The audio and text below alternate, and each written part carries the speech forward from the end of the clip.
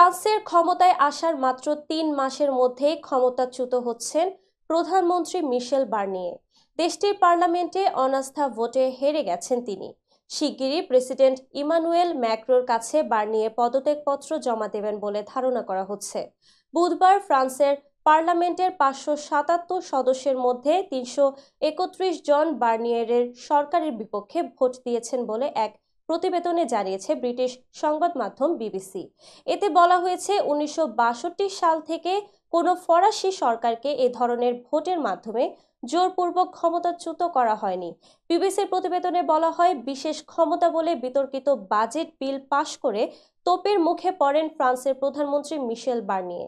এমপিদের ভোট ছাড়াই বিল পাশ করায় প্রধান বিরোধী দল ও বামপন্থী দলগুলো সরকারের বিরুদ্ধে অনাস্থা প্রস্তাব ঘোষণা দেওয়ার সিদ্ধান্ত নিয়েছিল।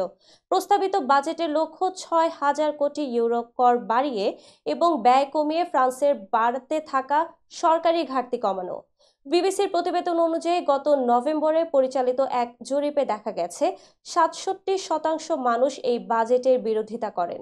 তবে মিশেল বার্নিয়ে বিশেষ ক্ষমতা বলে পার্লামেন্টে এমপিদের ভোট ছাড়াই পাশ করিয়ে নিয়েছেন বাজেট বিল, আর এতেই ঘটে বিপত্তি। দেশটির প্রধান বিরোধী দল ন্যাশনাল র্যালি এনআর ও বামপন্থী দলগুলো সরকারের বিরুদ্ধে অনাস্থা প্রস্তাবের ঘোষণা দেওয়ার সিদ্ধান্ত নেয়।